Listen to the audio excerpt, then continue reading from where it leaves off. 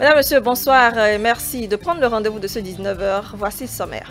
Demain, jeudi 20 mai, la communauté internationale célèbre la journée de la métrologie. En prélude à cette célébration, la ministre de l'Industrie et du Commerce, Shadiya Alimatou Assouma, a adressé un message à l'endroit des acteurs de la chaîne de valeur. Les précisions dans un instant.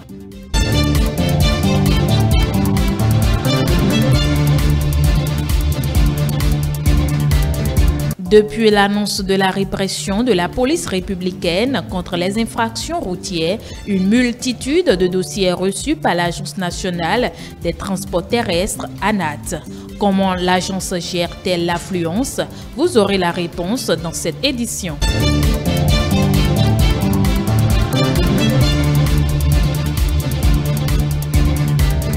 Des centaines de familles palestiniennes ont quitté leur maison dans la bande de Gaza après l'intense escalade du conflit avec Israël. Ces familles se sont réfugiées dans les écoles de l'Office de secours et de travaux des Nations Unies pour les réfugiés de Palestine. Les détails sont à suivre.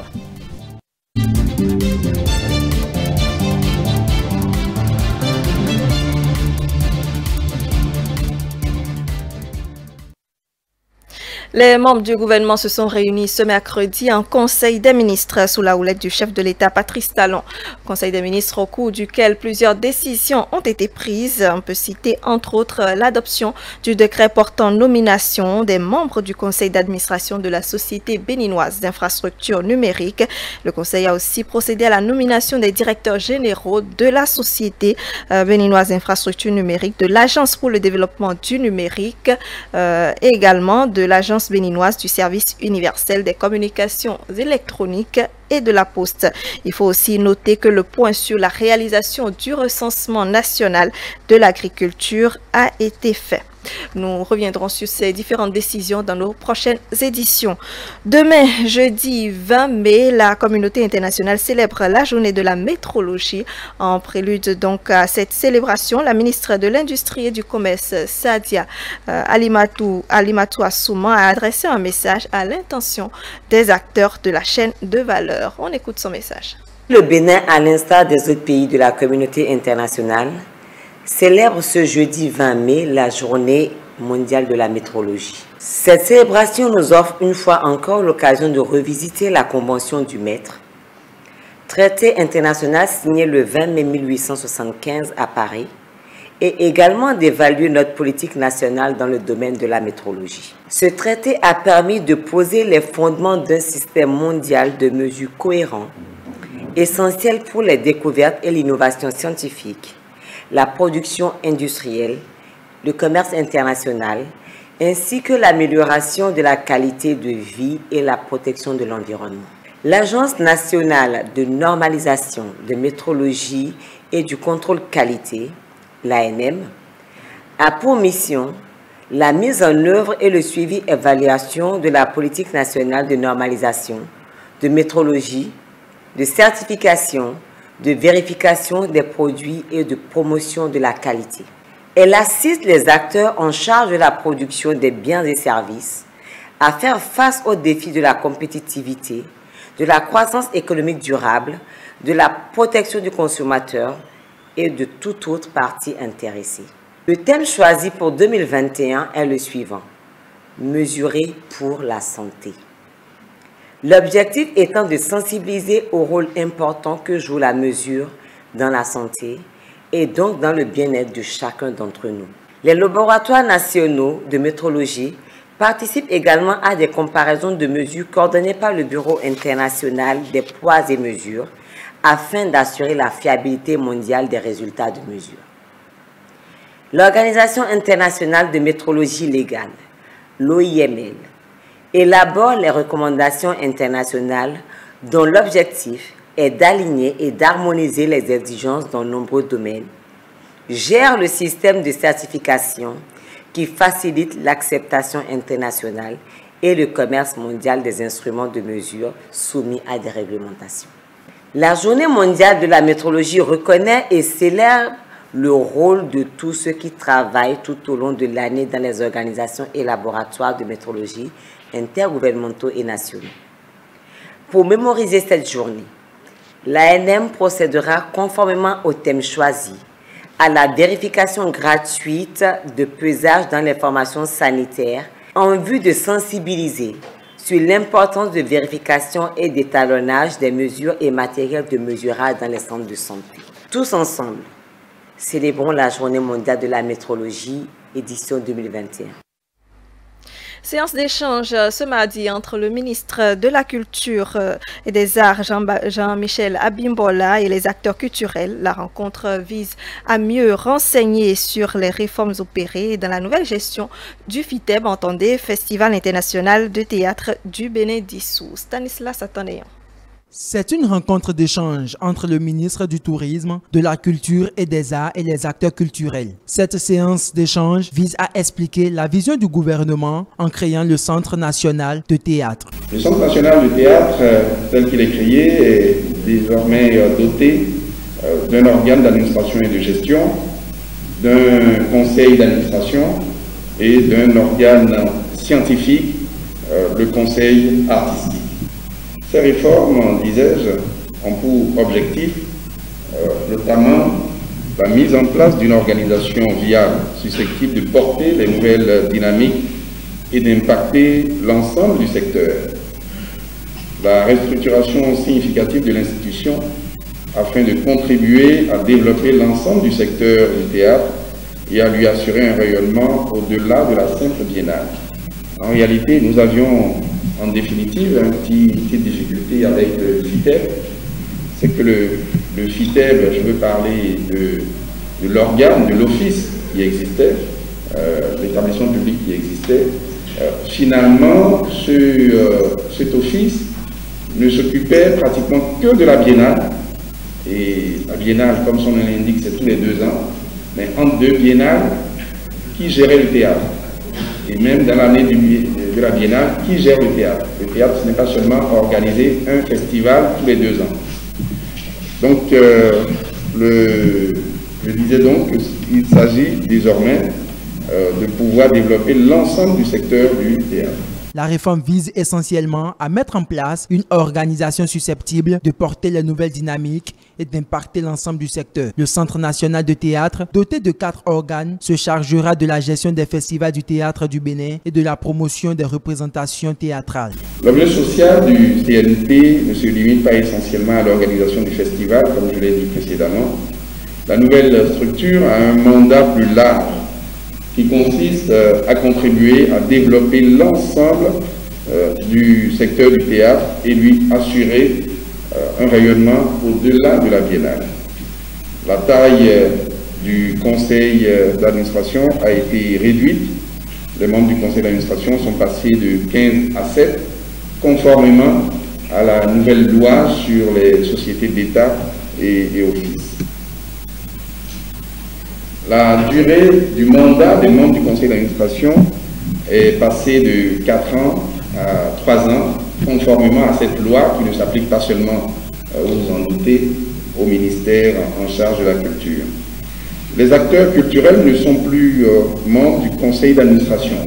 Ça également, c'est une conséquence de cette loi générale, générique même je dirais, qui ne concerne pas que notre ministère.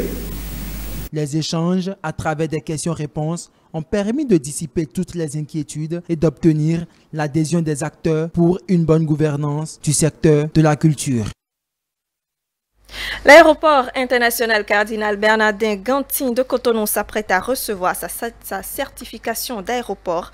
Le processus d'obtention de ce précieux sésame est arrivé à son terme en se conformant à cette exigence de l'Organisation de l'aviation civile internationale. Il faut dire que le Bénin est ainsi en règle vis-à-vis des normes internationales en matière d'aviation civile. En prélude à la cérémonie de remise de certificat, le directeur de l'Agence nationale de l'aviation civile nous explique dans cet élément le bien fondé de ce document. Tout aéroport international dans le monde entier doit être certifié pour pouvoir accueillir des vols internationaux. Cette exigence a été reprise par le Code de l'aviation civile qui est consacré par la loi 2013-08 du 28 août 2013 qui stipule en son article 131 que les aérodromes internationaux du Bénin doivent recevoir une certification au cours de leur vie. C'est une norme internationale et nous sommes là maintenant en train de dire que nous sommes en train de nous conformer à cette norme internationale.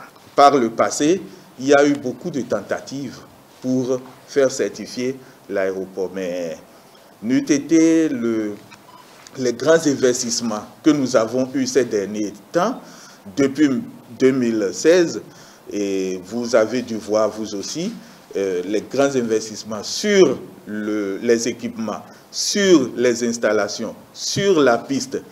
Ces investissements, en plus de ça, les réformes qui ont été engagées dans le secteur du transport aérien ont fait que nous avons acquis la capacité de faire, de franchir cette étape qu'est la certification de l'aéroport de Cotonou. Nous sommes déjà aux normes internationales et notre aéroport est maintenant classé dans le registre de ceux qui sont conformes aux règles internationales. La deuxième chose, c'est que les grandes compagnies, certaines grandes compagnies qui n'attendent que ça pour desservir notre plateforme aéroportuaire, pour desservir le Bénin, eh bien, ils ont déjà la preuve que l'aéroport est aux normes et donc peuvent valablement venir pour commencer à explorer les possibilités de desserte.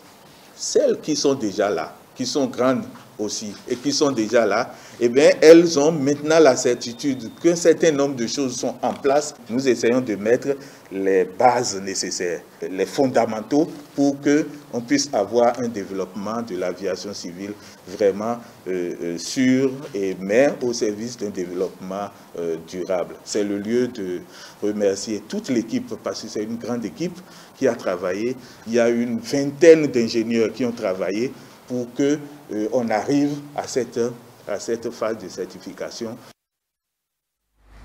Autre sujet dans cette édition, après l'annonce de l'opération de répression de la police républicaine contre les infractions routières, c'est une longue file d'attente des propriétaires d'engins à deux roues qui s'observent à la NAT. Ils s'attellent à se mettre à jour avant la reprise des contrôles routiers. On suit le constat fait par la rédaction.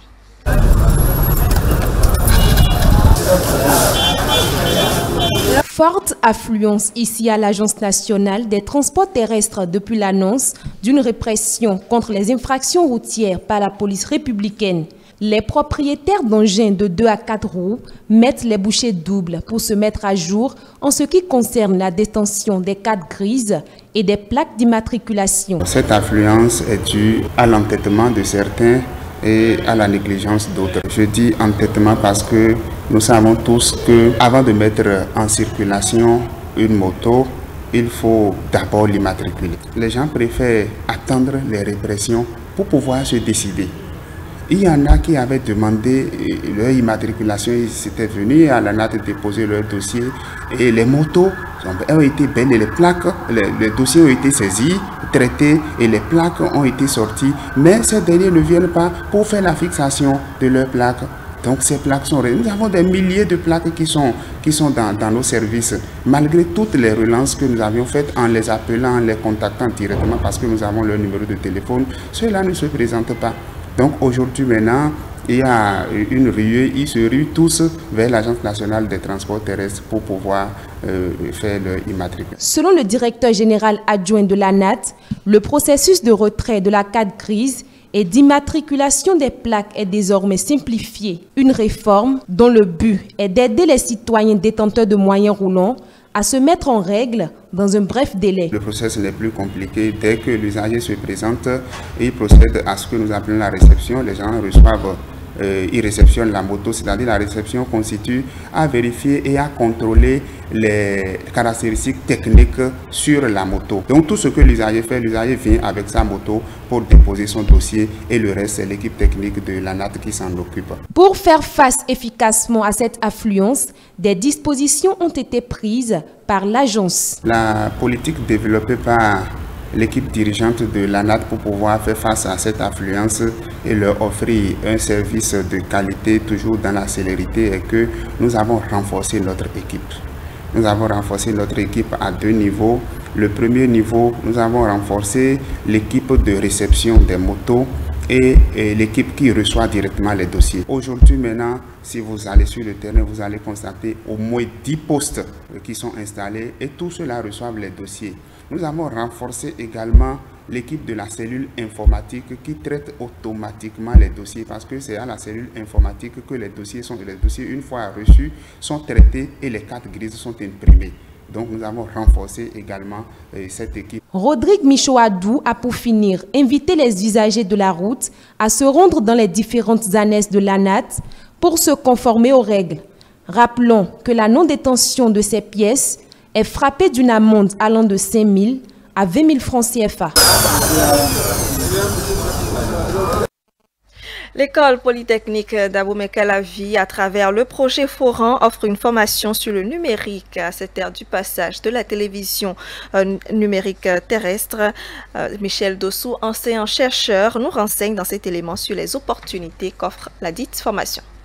Je suis venu à ITélé sur une invitation du directeur général parce qu'on avait déposé un courrier pour informer les radios et télévisions du Bénin que l'université d'Abomey-Calavi était disponible pour former leur personnel en matière du numérique, principalement dans les formations de transmission sans fil qui sont nécessaires pour la radiodiffusion numérique, précisément à l'ère de la télévision numérique terrestre, la TNT. Nous avons à l'école polytechnique d'Abomey-Calavi un projet appelé Foran qui forme des étudiants de niveau de licence pour avoir un niveau de master en 2 ans. Et cela leur permet d'avoir un master en fibre optique, la photonique, ou bien également un master en transmission sans fil, donc en radiodiffusion numérique. Ce projet est financé par l'Académie de recherche et d'enseignement supérieur de la Belgique. Et ce projet offre des bourses à tout personnel féminin qui s'inscrit dans cette formation. Donc nous sommes actuellement à la 3e promotion. Et la 4e promotion va commencer la rentrée en octobre prochain. Ce n'est pas uniquement les techniciens parce que c'est un niveau de master. Donc c'est des ingénieurs, c'est des concepteurs, c'est les chefs projets. Et un chef projet doit être à même de comprendre ce que l'ouvrier, ce que le technicien fait. Donc ce sont des modules complets qui leur permettent de bien comprendre le métier de chef projet. C'est un métier qui est transversal, c'est-à-dire que nous avons plusieurs métiers à l'intérieur. Nous pouvons avoir les responsables de régie, les responsables pour animer les têtes d'antenne. Nous avons aussi les concepteurs des bouquets. Par exemple, si on veut changer de bouquet, pour leur permettre de faciliter la migration de l'analogique au numérique pour qu'ils soient outillés à accompagner tous les besoins de leur structure. Mais ces masters ne sont pas uniquement destinés au personnel des radios et télévisions. Toutes les structures du Bénin qui travaillent dans le sans-fil, donc les opérateurs mobiles, les fournisseurs d'accès Internet et d'autres aussi, ont besoin des ingénieurs qui ont un niveau capable de pouvoir comprendre la transmission sans fil et de faire des dimensionnements raisonnables. On va à présent à Parakou. Du 10 au 14 mai dernier, le ministère de la Santé, à travers le programme national de lutte contre les maladies transmissibles, a organisé la campagne nationale de traitement des vers intestinaux et de la bilharziose au profit des enfants de 5 à 14 ans. Les détails dans ce commentaire de Léon Baton-Héros. Dans une classe au complexe scolaire Saint-Étienne de Parakou, Marc Tochi et son coéquipier administrent aux écoliers en présence de leur maître et de la directrice de l'école les comprimés contre les vers intestinaux. Le gouvernement béninois, préoccupé par le bien-être de ses citoyens et plus particulièrement celui des enfants, œuvre inlassablement à travers plusieurs programmes pour leur garantir une bonne santé, comme c'est le cas avec la présente campagne. Nous sommes en train de faire la distribution d'un déparasitant. On veut déparasiter les enfants de 5 ans à 14 ans. C'est albendazole que nous sommes en train de distribuer. Quand nous sommes venus, on a vu les directeurs des différents groupes. Par ici, c'est un complexe. On a vu les directeurs des différents groupes qui nous ont accueillis et qui nous ont accompagnés dans les classes pour voir les enseignants. Après ça, on a pu avoir l'effectif de chaque classe. Après l'effectif de chaque classe, on a donner les comprimés aux enfants. Même les absents ont reçu leurs comprimés et c'est leur enseignant qui se chargera de le leur administrer. Nous sommes en train de donner aussi de l'albendazole aux enfants qui ne sont pas à l'école. Ailleurs, dans des régions à risque de bilharziose, les enfants ont reçu un traitement au praziquantel au cours de cette campagne qui s'est déroulée du 10 au 14 mai et qui a permis de toucher écoliers et non-écoliers. Visiblement ici, au complexe scolaire SNTN, tout s'est bien passé. En tout cas, mieux qu'au premier passage, au cours duquel quelques résistances des parents avaient été observées dues aux effets secondaires développés par les enfants. Pour cette fois-ci, il n'y a pas de praziquantel. C'est le déparasitant, c'est albendazole que nous sommes en train de distribuer. Il n'y a pas de praziquantel pour cette fois-ci. Tout s'est bien passé. Vous avez eu à assister quelques élèves. Ils sont venus et tout le monde a pris le produit sans problème. Ça a mieux passé que la dernière fois. Parce qu'il y a déjà eu un tour. Ce n'est pas comme ce matin. Hein. Ils étaient beaucoup plus réticents. On a dû même faire appel au délégué du quartier qui est venu aussi leur parler avant qu'ils ne prennent. Même après le déroulement de la campagne, les parents ont une autre chance de voir leurs enfants se faire traiter. Ceux qui auraient loupé vont se présenter au centre de santé pour voir le responsable du centre de santé et ils vont être pris en charge. La santé avant tout, dit-on. L'État a le devoir de se préoccuper d'une bonne santé de ses citoyens, les parents de leur côté de l'y accompagner en participant aux différents programmes de traitement. Il n'y a pas de raison de s'y abstenir, surtout que le traitement se fait à titre gratuit. On parle à présent de la lutte contre la COVID-19 pour dire que la Chine a offert un lot de vaccins de Sinovac à la Thaïlande, des vaccins qui ont été reconnus par des organisations médicales et le monde universitaire. Les précisions avec nos confrères de CCTV+. Les vaccins de Sinovac ont été reconnus par les organisations médicales et le monde universitaire. La pratique a également montré qu'elle est sûre et efficace. Le risque d'infection peut être considérablement réduit grâce à la vaccination. Nous sommes très honorés. C'est une journée historique en Thaïlande et cela témoigne de l'amitié entre la Chine et la Thaïlande. Le vice-premier ministre thaïlandais a remercié la Chine d'avoir offert des fournitures médicales cruciales au cours de l'année écoulée.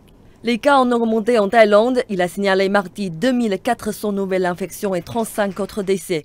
Les autorités tentent de contenir les flambées dans les prisons du pays. Près de 10 000 nouvelles infections ont été enregistrées lundi en raison des clusters dans les prisons.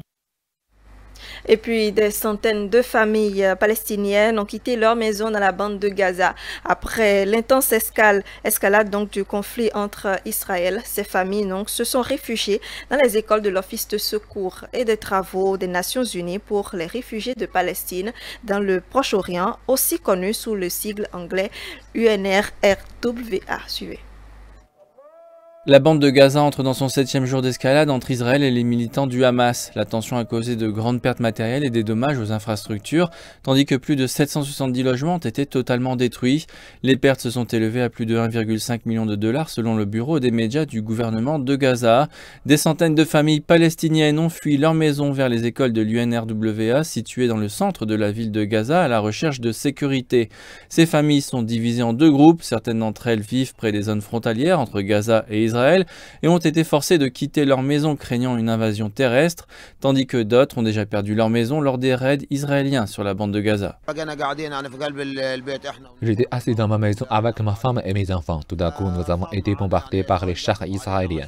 Nous avons passé cette nuit avec nos enfants dans la peur. Alors que les bombardements augmentaient, nous sommes sortis de la maison et les obus sont tombés autour de nous. Certains ont été tués et d'autres ont été blessés. Nous avons miraculeusement survécu à cette horrible nuit. Ces familles résidant dans les écoles souffrent d'un manque de services de santé, d'électricité, d'eau, de nourriture et de fournitures pour bébés. Fatima Al-Danaf, mère de 5 enfants, dit qu'il souffre également d'une terreur constante en raison des raids israéliens et qu'il ne pense pas que les écoles de l'UNRWA soient un environnement sûr pour eux. Ce qui se passe est un massacre contre le peuple et ça ne devrait pas se produire. Nous espérons que tous les pays du monde se joindront à nous et nous soutiendront. Nos enfants ont des problèmes psychologiques et vivent une période terrible. terrible. Le ministère palestinien de la Santé a également mis en garde contre une catastrophe épidémique qui pourrait affecter les familles déplacées en raison de la surpopulation dans les salles de classe de l'ONU, ce qui pourrait provoquer la propagation du virus de la Covid-19 dans les abris. Nous avons 38 000 personnes déplacées dans environ 48 écoles réparties dans les différentes zones de la bande de Gaza. Les conditions ici sont très difficiles. Ces gens ont tout laissé derrière eux. Certains sont venus pieds nus. L'UNRWA gère désormais entièrement ces abris. Nous essayons de fournir aux familles des produits sanitaires pour aider à prévenir la propagation du coronavirus. Les Palestiniens voient une lueur d'espoir après que l'Égypte a ouvert ses frontières avec Gaza, autorisant des fournitures médicales et une aide humanitaire, ce qui pourrait aider à améliorer la catastrophe humanitaire qui a affligé la bande de Gaza cette semaine. C'est ainsi que prend fin cette édition d'information. Merci de nous recevoir chez vous. Retrouvez-nous sur notre site internet www.etelebene.com, la chaîne YouTube et la page Facebook avec ETélé et l'application ETélé disponible dans votre Play Store. Et juste après moi, ce sera la suite du Grand Soir avec Romuald Toumoui. Passez une excellente soirée en notre compagnie.